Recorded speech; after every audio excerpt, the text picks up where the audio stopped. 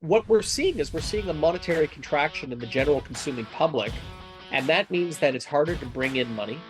It makes it harder to close. People generally are finding that the assignment market is now illiquid. Well, speaking of winners, we have a great guest for you guys right now. We're going to let him in because he's been waiting longer than even TK. Hello, can you hear me? Hello, is somebody out there? Anybody hear me? This is Darryl the dude calling from Norway, live from Norway. It's Friday morning here, and everything is super hunky-dory, you know. What is going on? Just a couple of young dudes hanging out, having a little bit fun, you know. Some having a little bit more fun than the other at the moment. Ooh-wee. Please subscribe. And well, Mark, thanks for joining us again. I don't know how we talked you into coming on the show for a second time, but you're here, and we're gonna hold you up for the next hour. Darryl pays me a lot of money. That's right. That's right. That makes one of us. We're siphoning all of these ad revenue funds that we make from the show right to Mike. You can have your ad revenue share of the show. We promise. We'll double it. Yeah. Brilliant. I love it. I love it. What is happening? How's things over there? I see generally you're good for an update on how bad the market is from an interesting perspective. So how are the bankruptcies or foreclosures or horrible pre-construction assignment deals going? Well, I'm good for that. I also sing a pretty mean Les Mis, but you never really ask me about my core talents. So I'll instead speak about the real estate market. Thank you. So look, guys, things aren't good and they're getting worse. It's the case that, you know, we've been holding our head underwater for a long period of time now. And that period of time is now really kind of making it so that people are sinking. Mm-hmm. You know, real estate, mortgages are kind of the last thing people default on.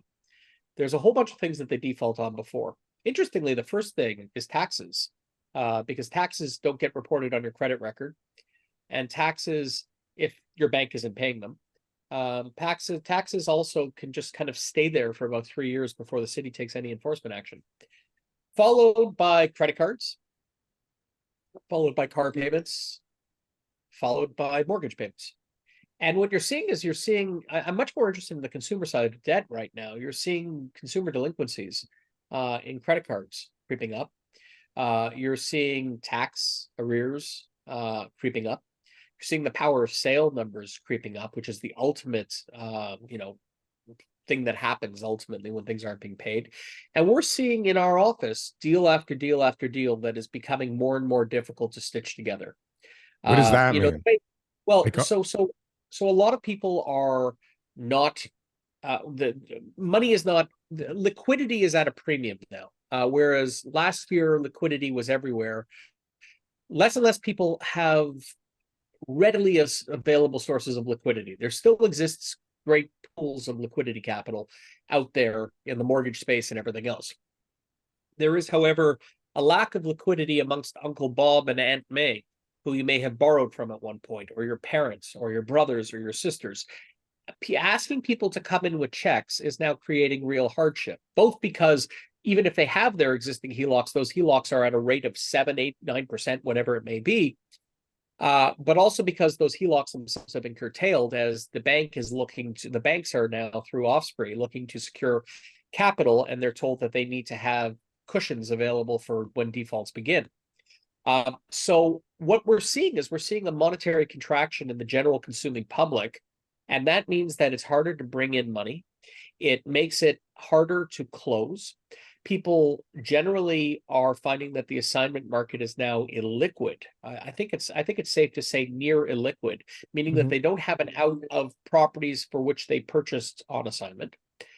And on a whole, you're looking at a distressed market that is showing wear and tear.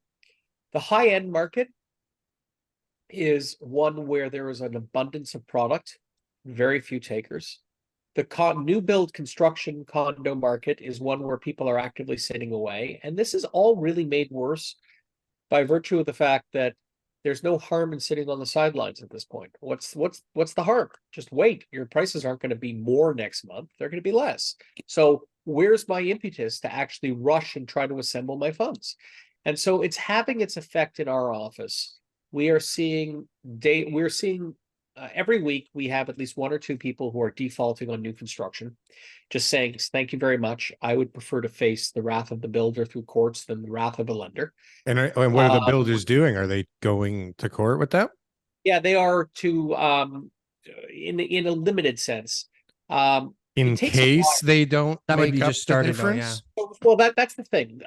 There was one builder who immediately filed claim against my client. I was very surprised about that because remember, the builder has 2 years to sue, and generally most prudent builders go ahead and they figure out what their true loss is, right? They sell it. It takes some time. Yeah.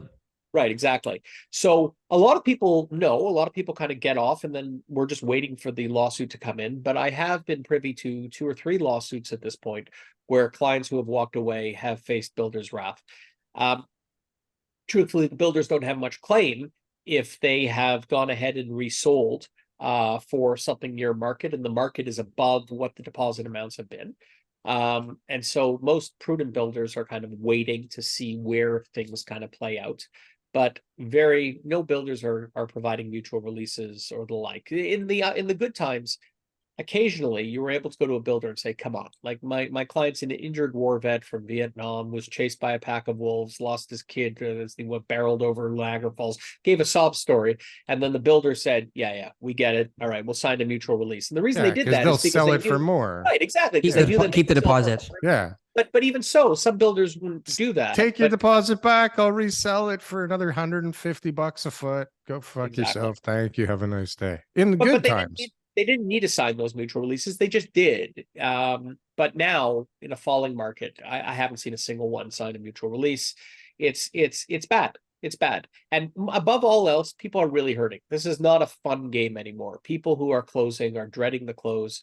They are pulling out all stops in order to do this. No properties are cash flowing as was expected. And there's no way out. And made worse by government policy that has instituted the anti-flipping policy. That would have been a really good policy, perhaps, during the past 10 years. 2 years earlier. 10 years ago, maybe, right? Exactly. But the government typical fashion, they shut down the assignment market. They shut down demand from foreign buyers. And they bring us open bidding now that nobody's buying anything. Like, comment, and subscribe if you got anything from one of these clips. And if you want to see some more, press something on the screen here. Boom. That was good. That was good. I like that. That was good.